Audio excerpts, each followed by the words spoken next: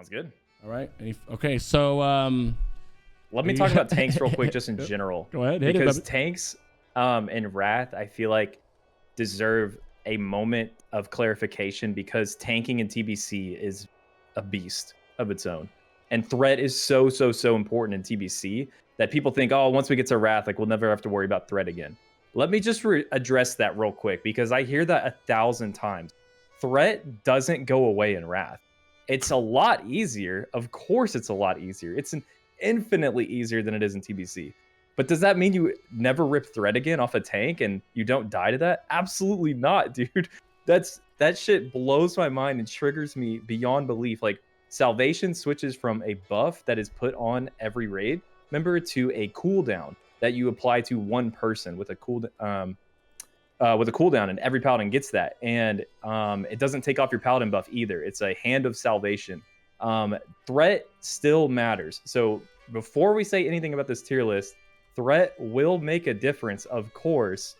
You are going to see people rip threat and die. I'm telling you right now, it's going to happen. I'm tired of seeing people saying like, oh, threat's not a thing. It is. Okay, rant over.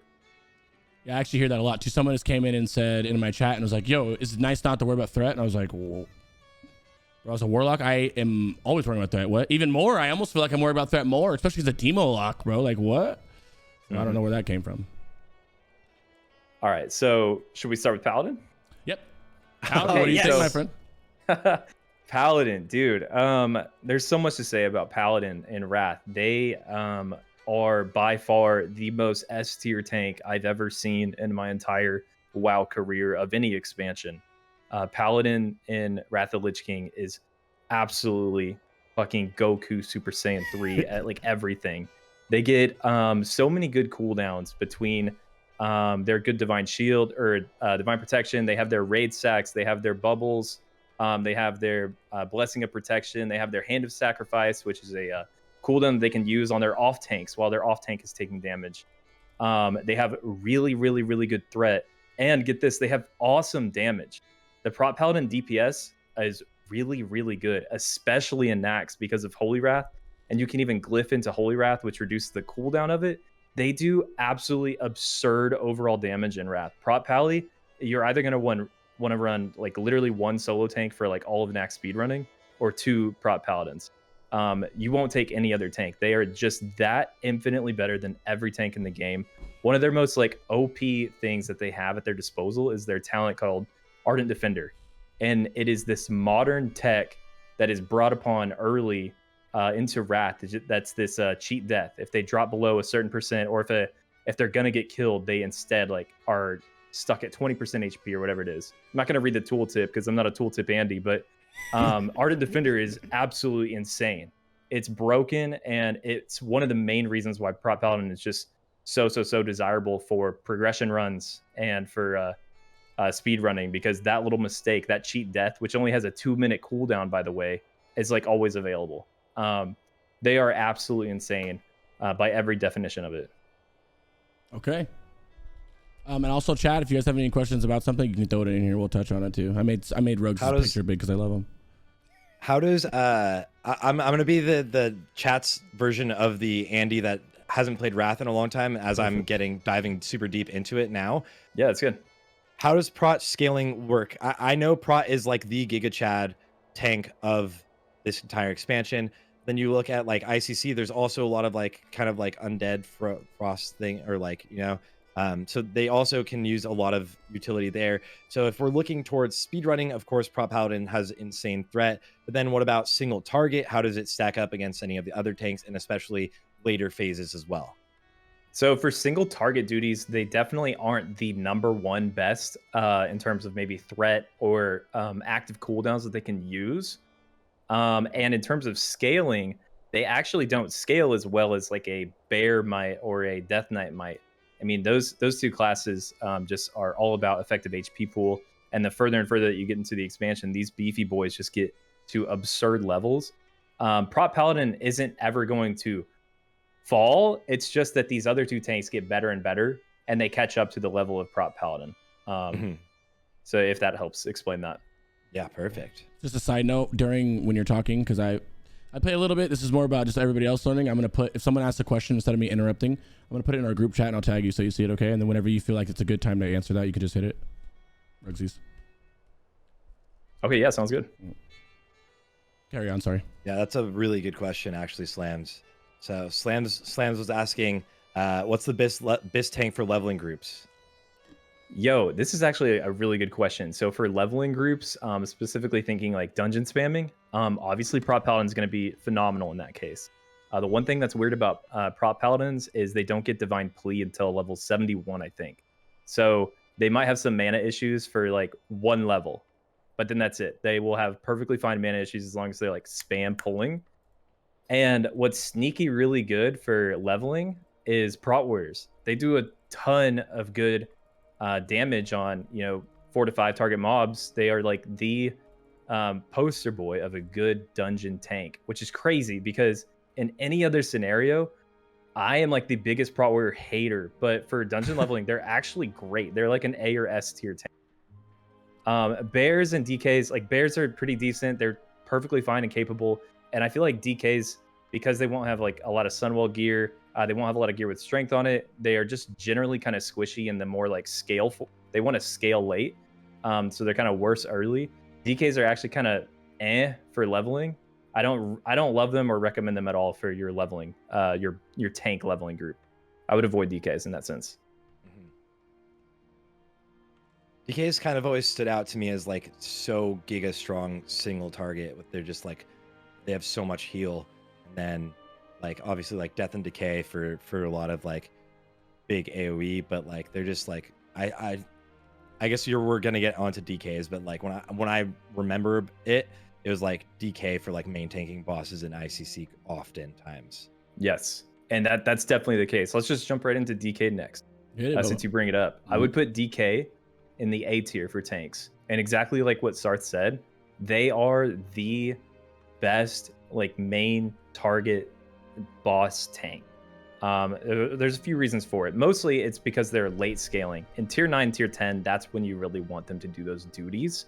In tier 7 and tier 8, you still want to have your Prop Paladin main tanking on pretty much every single boss. The reason why DK is so good late is because they scale because of their effective HP, but also their threat is absurd, absolutely absurd, and no other tank will ever come close to the single target threat that a DK tank can put out. And that kind of threat is genuinely necessary for certain fights. Like on General Vezax and Ulduar, Crix, I'm sure you are familiar with the threat issues on that fight. Hodier hard mode is a rough one too. Things like that, like DKs are phenomenal and sometimes even like mandatory for.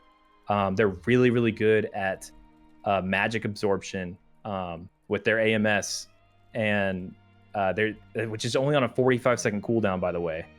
They are just really, really good tanks for single target. And they have a few decent like cooldowns, right? Do they have a CD that gives them like 20% HP? Or is that not in the game till later? No, yes, yeah. So Vamp Blood is like your last stand.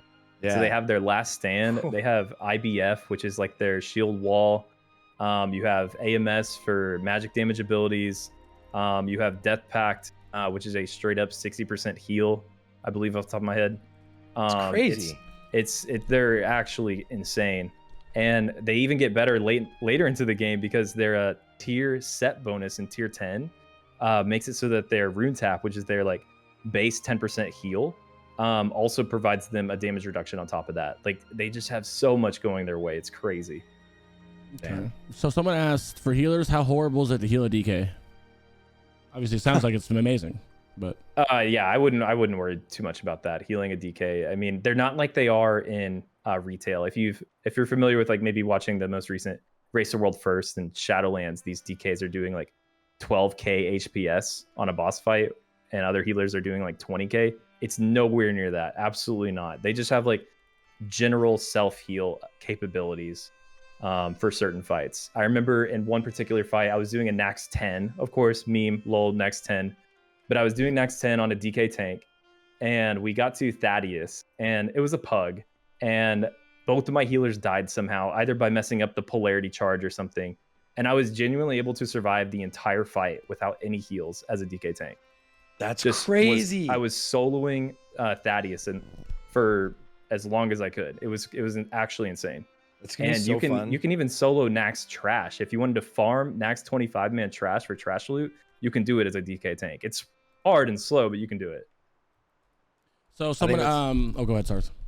I think we're gonna see some like random Rex Troy videos coming out of nowhere where he's like soloing this boss, you know? Yeah, dude, maybe. Yeah, DK solos are back. So you mentioned earlier that Pot Pally has mana issues. I played Pot Pally is one of the ones I played a little bit of on servers, and I did have mana issues, but I wasn't drink walking and shit.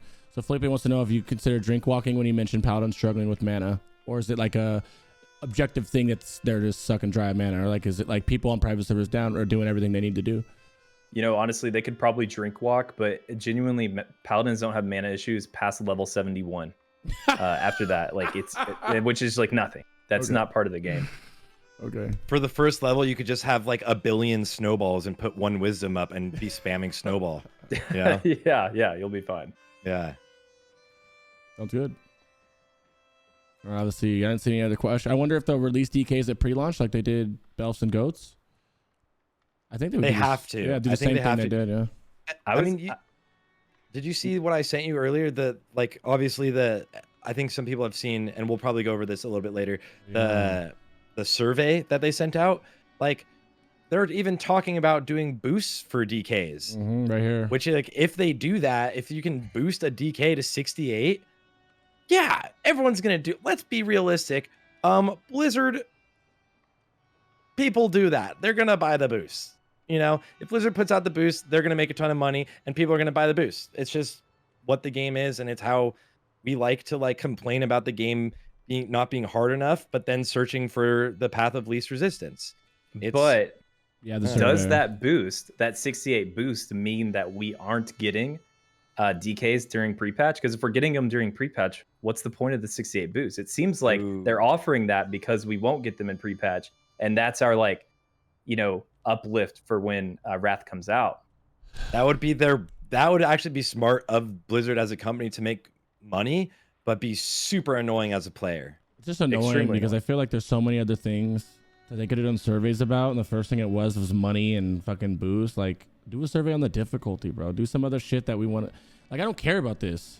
I have 7 accounts. I'm gonna get it regardless. But it's like, I want to know, like, ask us about the difficulty. If we thought shit was too hard, too easy, or what do we want 10 mans, or do we want hard mans tune? Ask for some shit that people want. This is crazy. Sorry, I'm mad about this. Thanks for coming to my TED Talk. Yeah, that's so fucking dumb. All right, anything else Makes on the sense, tank daddies? Anything else? Yeah, we got Bear and Warrior. Woo! All right, so Bear. Bear is super good. They are basically everything that a Death Knight is, except worse in pretty much every way. But one thing that Bear has going for them is if there is any scripting of parry haste when we get Classic Wrath, they're going to be basically better than Death Knights for those fights. Unless a Death Knight gets an expertise cap set. Because if there are parry haste bosses, you have to have a Bear form or an expertise cap set. So assuming we don't have any expertise fights or parry hasting bosses, then Bears are just going to be a B tier tank. They are literally almost identical in every way to a Death Knight, except they do more damage overall. But they have less CDs. Yeah, Drew. They have less CDs. They are just less tanky overall, and that's basically it. They provide very little to the raid. And in fact, one thing that I really don't like about Bears is their off-spec DPS is going to be way worse than an off-spec Death Knight DPS. And there are a lot of single target. Death Knight DPS doesn't need a lot of gear. It's one of the least gear-dependent classes ever. You can straight up just have pre-raid BiS Frost DK gear, and you will pump. You'll absolutely pump. They're like the Warlocks and Hunters of TBC. You know, they will pump. They don't need a lot of support behind them. A Feral off-specking is going to have a hard time getting his off-spec sets ready. He's not going to bring anything new to the raid, and it's just not good. It's super unoptimal. You want to have your Death Knight be the one who's your off tank, who's going DPS spec, and keep your prop Paladin solo tanking for all these solo tank fights, which there are a lot of solo tank fights. Okay, and just while we're here, because you are a Feral main in TBC, or you were, but can you touch just for anybody in here some good differences on them just while you're here? Feral between TBC to Wrath? Any big things, tank wise? I can't speak a whole lot on the tank situation. I can speak more on the DPS situation, but not so much on the tank. Okay, we'll get there on the DPS list then. Yeah. For that. Cool. Cool. Do Ferals no longer provide a group buff? They still provide their leader of the pack buff. It's still the crit, but it's all raid wide. Okay. Well, yeah. If anybody didn't know that, all the buffs and stuff are raid wide now instead of party wide. Lust, everything. Do ferals? So if there is parry haste scripting, which is it in original Wrath? Did they write out parry haste at that point, or is it just like private servers don't have parry haste right now? So is that an issue that is like could happen more likely than not, or would it just be like that would be weird if they didn't change it like they originally changed out parry haste? That's a good question, and I think that kind of question can be posed with a lot of predictions that I like plan on making up until the Classic Wrath release. Is at this point, I'm so diluted between so many different private server scriptings that I don't know what was it like originally, what is it supposed to be, and what is the scripting that we have now. The difference, like to me, has like all kind of bled together, and I don't know what we are supposed to get anymore, genuinely. And what we're supposed to get doesn't matter, because what we get is what we get. We have to be able to adjust to that, like how we have adjusted understandings of how to use Gnomish Battle Chicken, like that got basically removed. All these different things, how Fury Warriors are doing a lot more damage than they're supposed to be because of Heroic Strike queuing and glancing blows and a bunch of random bullshit. So we'll just have to adjust, I don't know, truthfully. I know that most Drakes or most Dragon fights are supposed to be parry hasting, and a certain couple bosses, like I think Thorum is supposed to parry haste, but I think that's it. Pretty much every Dragon fight and like a few random ones should parry haste, but we'll see what we get. Who knows? That'll be interesting. That's gonna be fun to see. But I'm glad you're also thinking about that, because it also really shows like it's gonna be all encompassing with thoughts about these tier lists and knowing things can be different if we get these different versions or scripting in the game. Right. I have a question. Yeah, I'm gonna ask that about all the. We'll go over Prot Warrior right now, then I'll do the tanks having a hard time to get into stuff. Yeah. So go ahead and hit Prot Warrior. Yeah. So Prot Warrior is like just straight up D tier when it comes to PvE for Wrath. They are dog shit. Like I never want to see them in any of my raids. I will like if I'm in a position where I'm leading pugs or GDKPs or a guild, like I'm genuinely never taking a Prot Warrior. Like they are terrible. What makes them so bad? Okay, you're about to say it. I'll shut up. So their threat is bad. Their survivability is by far the worst, and they bring absolutely nothing to the raid at all whatsoever. They are just bad in every sense of it. There's literally genuinely one fight in the entire game where I ever won a Prot Warrior, and it's a noob in TOGC in tier 9. If they can bring me a block set to tank ads on a noob, I'll bring them in, and I'll pay them a lot of gold to do it too. But that's it. They're so bad. And does that mean like you should never play one, or you don't, or that you can't do the entire game as a Prot Warrior? That absolutely not. Like if you have a thing for Prot Warriors and you want to do that in Wrath, like go for it. Like you can do every single fight in the whole expansion as a Prot Warrior. But I'm telling you now, like the meta has been fully clear that Prot Warriors are a mile behind the other 3 tanks. That's what I was going to say is we should have started with that, but you can clear content as all these tanks. Let's get this out of the way. All the healers, all the tanks, all the DPS, you are able to clear the content. This is just for the people who you already know. For the people in here playing Prot Warrior who already hate us right now, who are going to all of our channels and downvoting everything, our job is to do this and tell people what the best ones are for the people who do want to play the best ones, okay?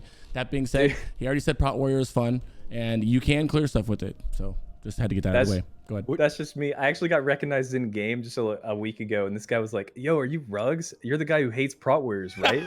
It's not just him though. This is an objective thing. He's not just making this up. Any content creator, even the ones that are memey to the ones that know what they're talking about, they are all agreeing on this.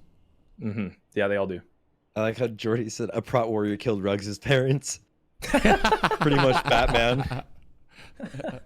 Wait, So if we were to like say compare like the tanking differences from now, like the meta tanking being obviously bear and prop paladin, but like right now you can easily go in with the prop warrior and do everything. Even some speedruns are putting up like in 1 hour time in Black Temple with a prop warrior. Mhm. Would you say the gap between prop warriors and other tanks is larger than currently within TBC itself? Yes. They're that bad, Sarth. They're Mhm. very sadly that bad. And they are basically a prop warrior, or they're a prop warrior is basically a prop paladin that is worse in every single way possible. And it's not like how a bear is worse than a DK in every way possible. It's like a fucking huge gap, bro. Mhm. They I feel like if Prop Warrior had Ardent Defender and Prop Paladins didn't have Ardent Defender, all of a sudden this meta might actually be like way closer than it actually is. But with Prop Paladin having Ardent Defender and Prop Warriors being like the squishiest tank in the world without a cheat death mechanic, there's no point in taking them. Why Yeah. risk your runs by taking this like dog shit, low DPS, really low threat, useless tank, but which by the way has of all the tanks listed the worst DPS off spec. Because like we said before, there's a lot of solo tank fights. If any of these tanks are going to go off spec, it's going to be your warrior because you don't want him tanking, and his DPS is literally going to be the worst on the damage meter by far. Okay, there you go. Someone said, I'm not. Fair enough. She said, I'm not saying Prop Warrior is better than others. There's not D tier. I think he's trying to say that they're so bad they're not even C tier at this point. Like you just wouldn't bring one. This is like can D tier just be don't bring type shit? Sure. Okay, let's do that. Don't bring. All right. I would like to ask, and let's see if something else to put on Prop Warrior. Do you think non-DK pallies? So do you think Prot Warriors and Pharaohs are gonna have a difficult time getting in the shit? Like, is it gonna be one of those where, like, right now in TVC, it's already like, oh, Prot Warrior, I'd rather take a Pharaoh or I'd rather take a thing. Is it gonna be one of those where you're a Prot Warrior and you're Pharaoh, you're gonna struggle? Like you're gonna, you know? No. Pharaohs have a spot in a raid for sure. I mean, they bring the 5% crit, which the only other class that brings that is Fury Warrior. So if you don't have a feral DPS and you don't have a Fury Warrior, which you won't have a Fury Warrior for the first couple phases of the game until Fury starts scaling, you'll want to bring a bear to cover that buff for you. And they aren't so bad that I would never take them. Absolutely not. Like bears have a place.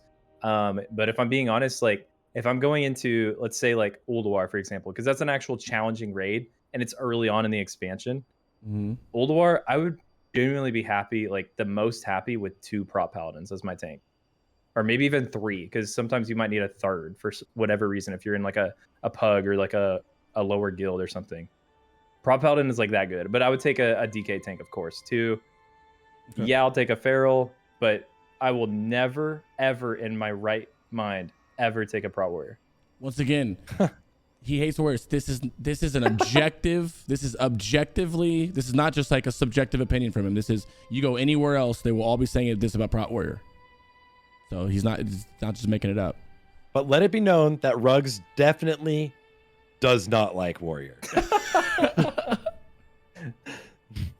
All right, 1 second. Let me get this over here real quick. I want to try to get a chat up on the thing for you guys. Okay, there we go. Any other tank questions before you move on here? Yeah, I think whenever you're switching specs, it's only in like a rested area, right? So you can't like, so when you're off tanking or off specking, you're not like going back to dual spec, or.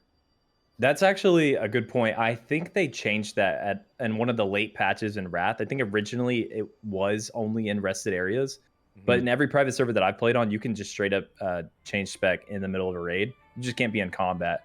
But I do think that was a thing, what you just said.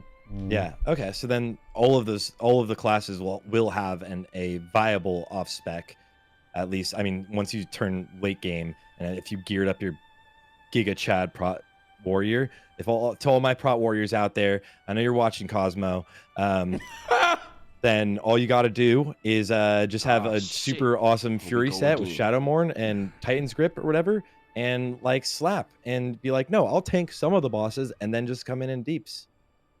easy. Like, no, I'll take. There you go.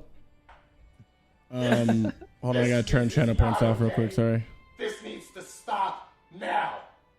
This is cancer. Everyone's using them now, yeah. I gotta turn them off. This is so But that's, much I mean, cancer it's awesome to that I feel see, tumors and growing on especially my as back. someone again coming in here in the learning curve now, and I'm starting to play like the Wrath servers and stuff, and we're gonna all play together. But like to get really to see that there is a clear kind of line of how all of the tanks are, and it is very like specific, and it's almost kind of ascends like throughout as the other tanks eventually just get geared more and scale to catch up to paladins. So like it's awesome to see how strong these paladin tanks are gonna be, and how everyone just like needs all of the gear and later comes into scale up to the paladin itself. And tanks now finally have like a lot of really fun CDs, which we're gonna see skill cap differences between a lot of like the best tanks in the world, probably, where your guild is always going to be like managing cooldowns in certain ways where you're using healer CDs in rotation with tank CDs on different pulls. It's going to be so fun. Yeah, it's going to be huge. It's actually so crazy how many more externals and raid CDs that there are in Wrath compared to TBC. I've done so much raid leading in TBC to a point where like a lot of times like I don't have to say anything in TBC. There's nothing to be said because there's nothing to call. Everyone knows the fights. They're simple, and there's no like external or raid cooldown that I really need to shout at except for like Lust. And in Wrath, it just absolutely does a 180. There's so many cooldowns that you actually like want to actively call for. It's really, really fun. It's way different.